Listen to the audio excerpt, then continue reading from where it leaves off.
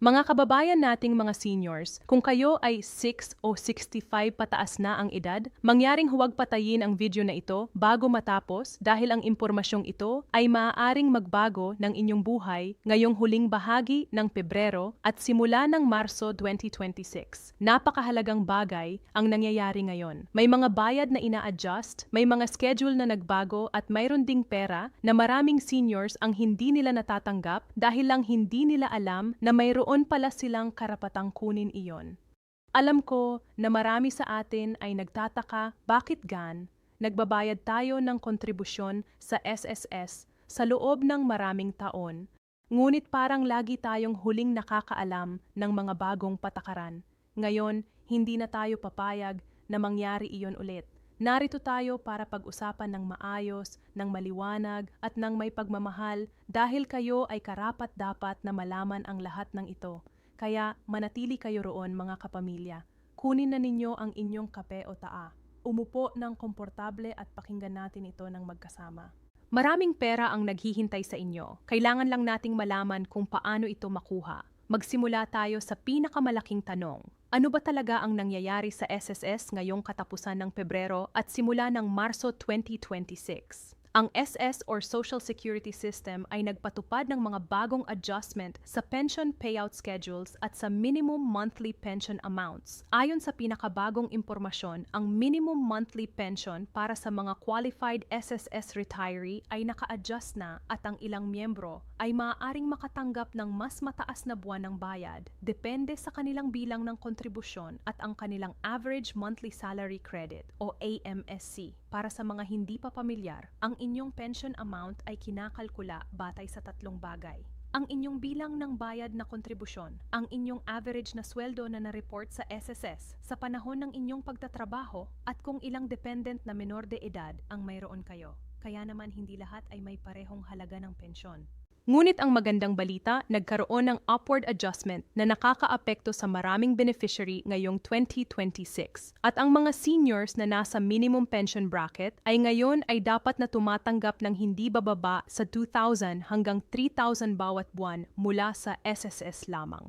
Habang ang mga may sapat na kontribusyon ay maaaring higit paan ng malaki. Ang pinakaimportanteng bagay na dapat ninyong gawin ngayon, suriin ang inyong SSS account online sa MyS Portal o pumunta sa pinakamalapit na SSS branch at hiling ang inyong statement of account. Huwag hulaan. Tingnan natin ang actual na numero. Ngayon, pag-usapan na natin ang napakahalaga, ang 900 na payout na maririnig ninyo sa maraming lugar ngayon. Mga mahal na seniors, ang halagang ito ay hindi galing sa iisang pinagkukunan. Ito ay posibleng kombinasyon ng 3 o 4 na magkakaibang benepisyo at ito ang malaking sikreto na hindi alam ng marami. Narito ang breakdown para sa inyo. Una, mayroon tayong SSS monthly pension na maaaring mag-range mula 2,000 hanggang 5,000 o higit pa depende sa inyong record. Pangalawa, mayroon tayong social pension para sa indigent senior citizens na 1,000 bawat buwan mula sa DSWD or 3,000 bawat quarter. Pangatlo, mayroon tayong ayuda or assistance na ibinibigay ng ilang local government units or LGUs sa kanilang mga senior constituents lalo na ngayong Pebrero at Marso na malapit na ang eleksyon.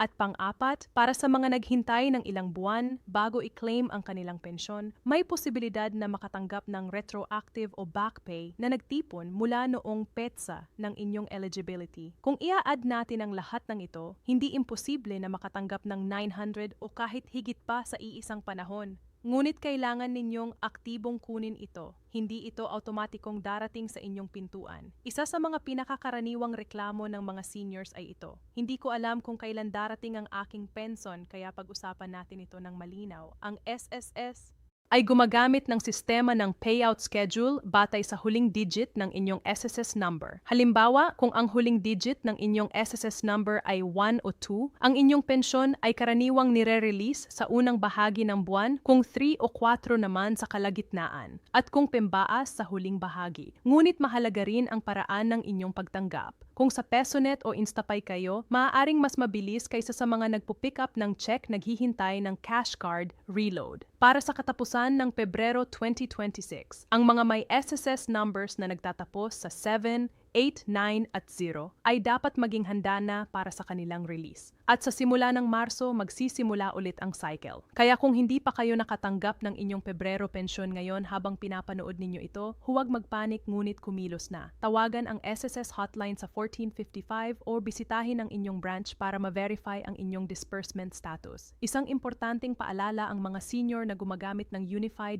Multi-Purpose ID o ID card bilang payment card ay dapat tiyakin na ang kanilang card ay aktibo at hindi expired. Maraming seniors ang hindi nakakatanggap ng pensyon hindi dahil may mali sa kanilang record kundi dahil expired na pala ang kanilang UMI card at hindi nila alam. Ngayon, kailangan nating pag-usapan ang isang bagay na medyo masakit marinig ang mga posibleng bawas sa inyong pensyon. Una sa lahat, kung kayo ay nakatanggap ng SSS pension at nagtatrabaho pa rin bilang employed individual, may batas na nagsasabing maaaring masuspend o mabawasan ang inyong pensyon. Ito ay tinatawag na Employment Earnings Test. Ngunit para sa mga self-employed o mga may sariling negosyo na nasa 65 pataas, mas maluwag ang patakaran. Siguraduhin na alam ninyo ang inyong status para hindi kayo mabigla. Pangalawa, kung nakatanggap kayo ng overpayment mula sa SSS sa nakaraan dahil sa error sa records o dahil nagpatuloy ang pensyon kahit may kailangan ng ito, maaaring i-deduct ng SSS ang sobrang bayad sa inyong mga susunod na pension release. Ito ang tinatawag na clawback. Hindi ito biro, nakakaapekto sa buong buwan ng kita ng isang senior. Kung nakatanggap kayo ng abiso tungkol dito mula sa SSS, huwag baliwalain. Pumunta ka agad sa branch at humingi ng payment arrangement kung hindi ninyo kayang bayaran ng sabay-sabay. Pangatlo, ang income tax. Para sa mga seniors na ang buwan ng pensyon ay hindi lalampas sa 30,000 bawat buwan, kayo ay karaniwang exempt sa income tax sa ilalim ng Republic Act 963 o Tax Reform for Acceleration and Inclusion Law, pati na rin ang RA 99994 o Expanded Senior Citizens Act. Ngunit kung may ibang kita pa kayo, halental income, pensyon mula sa ibang pinagkukunan o negosyo, mas mainam na kumonsulta sa isang BIR accredited tax practitioner para hindi kayo mabigla sa tax season. Dito na tayo darating sa pinakamasayang bahagi ng ating pag-uusap. Ang mga benepisyong meron na kayo ngunit hindi ninyo alam na maaaring kunin.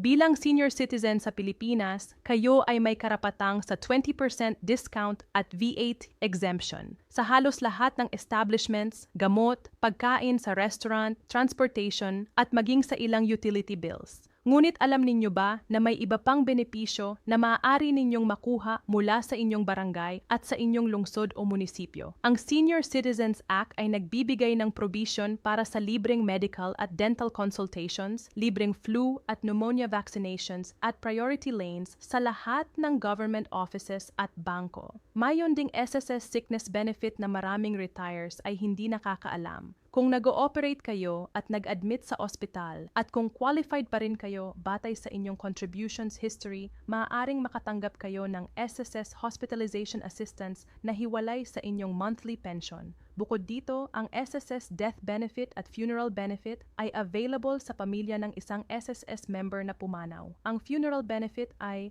maaaring umabot sa 20,000 hanggang 40,000 depende sa contributions record ng namatay na miyembro. Ang maraming pamilya ay hindi ito nirereklamo dahil hindi nila alam. Kung may kakilala kayo na namatay at miyembro ng SSS, sabihin ninyo sa kanilang pamilya na puntahan ang SSS at i-claim ang benepisyo. Alam nating lahat na ang pagpunta sa SSS office ay maaaring maging isang napaka-stressful na karanayan. Mahaba ang pila, mainit at minsan ay ipinapadala ka pa sa ibang window ng hindi nararating. Kaya narito ang ilang practical na tips para matulungan kayo. Una, pumunta ng maaga, ideally bago mag-8 necker ng umaga.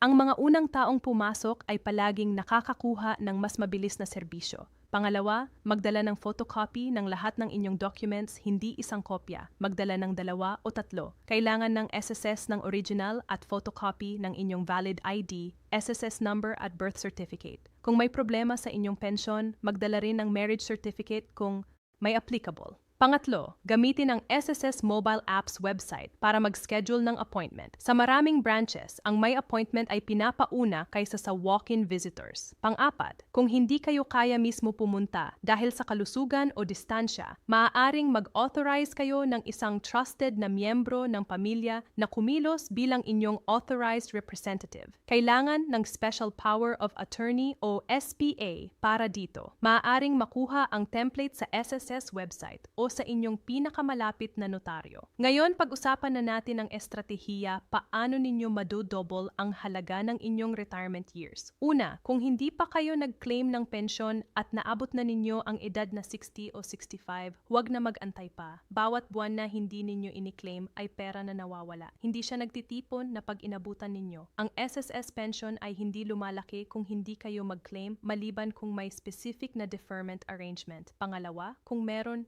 kayong asawa na naghihirap sa kalusugan o may kapansanan na hindi nakapag-contribute ng sapat sa SSS, siguraduhin na nakalista siya bilang inyong dependent. Ang mga dependent spouse at anak ay may karapatang sa 10% ng inyong pensyon bilang survivor's benefit kung kayo ay mauna pang pumanaw. Pangatlo, iimbitin ninyo ang inyong pensyon ng matalino. Hindi ko ibig sabihin na mamuhunan kayo sa stock market kung hindi kayo pamilyar doon. Ibig kong sabihin, siguraduhin na ang inyong pera ay nasa isang nakakaipon ng interest na account, hindi lang basta iniingatan sa ilalim ng kutsyon. Ang Pag-ibig o HDMF halimbawa ay nag-aalok ng special savings programs para sa mga miyembro. At pang-apat, pag-aralan ang inyong eligibility para sa GSIS kung kayo ay dating government employee. Maraming seniors ang may SSS at GSIS benefits sabay-sabay. Isa mula sa kanilang pribadong trabaho at isa mula sa kanilang serbisyo sa gobyerno. Ang parehong benepisyo ay maaaring i-claim ng sabay. Ito ay isa sa mga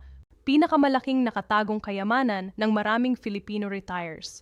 Mga mahal na seniors, bago natin tapusin ang ating pag-uusap ngayon, nais kong sabihin sa inyo ng mula sa puso, ang perang ito ay hindi regalo. Ito ay inyong pinaghirapang kinikita. Bawat piso ng kontribusyon na inyong ibinayad sa SSS sa loob ng maraming taon ng inyong buhay ay natutulog doon. Naghihintay sa inyo. Kayo ang may-ari nito. Kayo ang may karapatang kunin ito. Huwag hayaang mag-expire ang inyong mid-card nang hindi ninyo namamalayan. Huwag mag-atubiling pumunta sa SSS at tanungin ang inyong record. Huwag palampasin ang quarterly release ng social pension mula sa DSWD. At higit sa lahat, huwag hayaang mangahas ang sinuman na kunin ang inyong pera sa pamamagitan ng scam o maling impormasyon. Kung may kilala kayong senior na hindi pa nakakaalam ng mga benepisyong ito, ibahagi ninyo ang video na ito. I-share ninyo ito sa inyong grupo sa Viber, sa inyong mga anak, sa inyong mga kapitbahay. Ang isang tao na naalala ninyo ngayon ay maaaring makakuha ng pera na akala niya ay wala na.